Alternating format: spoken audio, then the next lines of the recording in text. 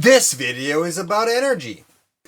I haven't made a video about energy, and I don't know why, because energy is basically everything that I do every single day of every single moment, or every single moment of every single day, whichever comes first. Here's the thing. I've seen a lot of different things and perspectives on energy. What is energy? When someone says, you're vibrating at a low level, it's like, okay, don't really get that. But here is why that is interesting. It's energy. Your energy is created by anything you do. Just the fact that I'm speaking like this right now, I'm consciously trying to stay on a high level, trying to be amped up, full of energy, right?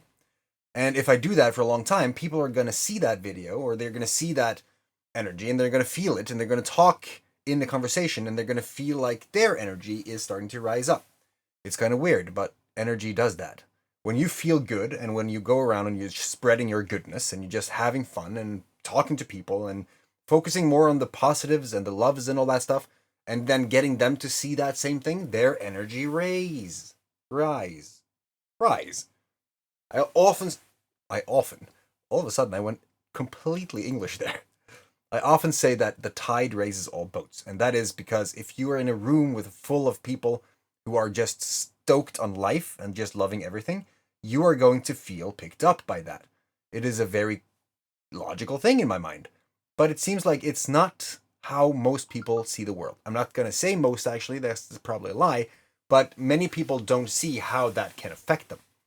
It's like if you go into a classroom where every single person just hates the living crap out of the subject that is being taught, you're probably going to feel that energy. You're going to go in there and just going to be like, all right, good. Oh my God, why do I feel like this right now? I didn't feel like that just a moment ago. But that's because energy attracts more of the same, and energy affects those things around it, right? If I am radiating heat, if I was going around and I was as warm as the sun's surface, I would affect the other people around me because I was so hot, right? And this could be done in any given way. Like if I was to get aroused by seeing something, then my energy is severely different than when I'm not aroused. If I'm having fun during a movie or a act or a whatever, if I'm just feeling good about what I'm doing, I'm going to feel better than what I am when I'm not feeling like that. And if energy is vibrations, let's go in there, right? Heat vibrates. Heat has a specific vibration which makes it expand metal and do the things and make it sensible. That is not even a word, is it? You can feel heat because it's vibrating on that specific wavelength. Now, that is a frequency, that is a vibration, that is energy. So when you are around people who is vibrating like that, you're going to feel that on your physical being. You're going to feel that physically in your body. You're going to feel that something is severely different. When people say that they vibrate on a low level, it is simply because they probably sprout toxic words, and they see the world through a very negative lens, and they see the things through limitations and disbelief and just I can't, and this is happening to me, and just all of those things. When you do that, and when you accuse others, for instance, for making you feel a certain way or whatever, then it is common language these days to say that you're vibrating on a low energy. And if we take this even further, let's say that you're vibrating on low energy. Let's say that the hose in your garden is filled with water and it's low pressure. Well, that pressure is going to make sure that the water doesn't travel very far when it exits the hose, right? If you have high pressure, it's going to go far. Which means that if you are negative, your circle of influence, let's say, that the people that is around you will start to diminish. There will be less and less people around you because that energy doesn't travel very far. If you are operating on a high pressure, a high vibration, then that energy is going to go way further. And then it is mostly focused on love and focused on helping other people and gratitude and just pure value, right? When that happens, you're going to expand your network of people and you're going to attract more of that thing into your life. Because love is the only currency where you give love, you get more in return. Make sense? So energy is like everything. Energy is electricity. Energy is how we feel. Energy is how we connect to the universe. Energy is how we communicate. Energy is how we interact during intimate sessions. Energy is everything in my life now, and it's insane. But it's such a huge concept that just saying that energy is all around us, or love is an energy, or all that stuff, it's not going to cut it. People are not going to see it. The way, because, hold on, let me rephrase, let me redact 5 last words. After I had my psychedelic experience, I completely redefined my view of energy, because it's one thing to intellectually learn about something. Let's say that you're getting told what love is, or you're reading a book about what love is, or you're just making up your current understanding of love as you're experiencing it, or lack thereof. Who knows? If your association with love has been formed during a relationship that was in reality toxic, then how you see love is vastly different towards someone who, or in terms of someone who has seen love from a constructive, cooperation kind of thing, where you love each other so much that you trust each other completely, and you do everything in through the lens of love, so that you're building each other up instead of tearing each other down and having expectations and assumptions as to what each partner should do in that relationship. Make sense? Because if you're in a relationship where both are basically trying to fight for the position they want to have in the relationship, not meeting the expectations, and that is how your love is refined or defined, then it makes all the sense in the world that love has to be felt differently for you to understand it differently. So psychedelics actually made me remember love. I'm going to try to explain something that is not explainable, and it's inexplicable. Ram Dass said it best, and I think that every third video I often or always mention this quote. For those who've had the experience, no explanation is necessary. For those who have not, none is possible. So, as I said, there's a difference between learning about love intellectually and remembering how it was to be love. If you were the sensation, if you were the emotion, if you know how it was to feel the unity of all things, and you fundamentally believe that this is the truth of the universe, yeah, we're going to go there. Then how you see love is vastly going to change, because now it makes sense. The puzzle piece just landed in the puzzle period. Now you see that there's a bigger picture. Now all those quarrels and small negative frictions is not going to matter anymore, because you see love completely differently, and you have love for all things. I stopped killing flies. I started caring about things I never cared about before. I saw things in a very, very much broader perspective. And that was because of my redefinition of love.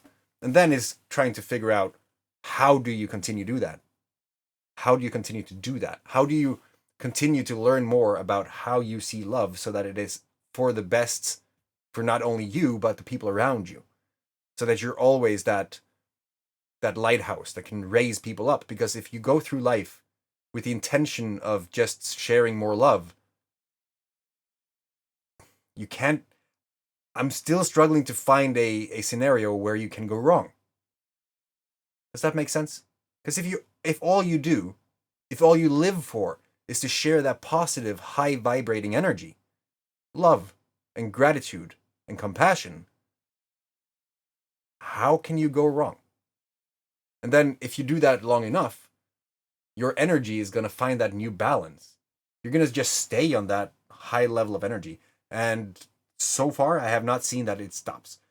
Each time I think that things cannot get better than this, it pops to the next level. And I've just come to realize that I have to accept the fact that this might be an ever-growing thing. It might be a journey that never ends, as long as I stay true to my current trajectory and make wise decisions that will continue to keep that high level of vibration. So, yeah. It's amazing. Neurogenically, is that a word? So I've seen this a lot of times as well. In your brain, you have two things: neurogenesis and neuroplasticity.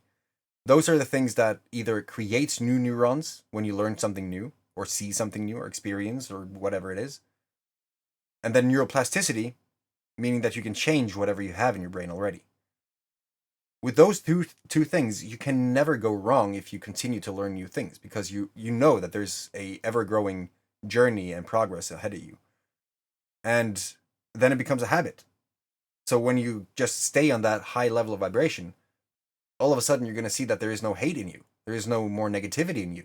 You don't feel anger or resentment for things anymore. Jealousy is a thing of the past. All those low vibrating emotions kind of have to step to the sidelines because the light or the vibration is too high for them to survive. You're literally creating an environment where that sort of behavior is promoted. And then if that feels good, then you are neurologically inclined to follow along, to just continue to do that. Because we do tend to do things that feels good, right? We don't want to intentionally do things that feels bad. So when you're raising the vibration, the energy, you won't have any choice.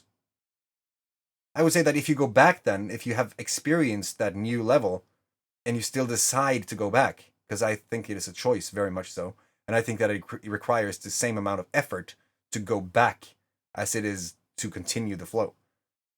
Because I've been on both extremes. I was a robber. I was a horrible monster. And the further down the spectrum I went, the easier it was for me to maintain that balance, to maintain that vibrational state. So I think you can reach whatever defines success for you in both spectrums, but it goes to show, or it's just logical, common sense, that if it goes towards love and positivity, you will get more from it. If you go towards self-preservation, egotistical actions, and just trying to do things for your benefit, going over bodies to make sure that that happens, I think that it's going to stop pretty soon, but then you're a one-man army. You can basically go in either direction, but you have to choose. Do you want to be alone and then thrive in that?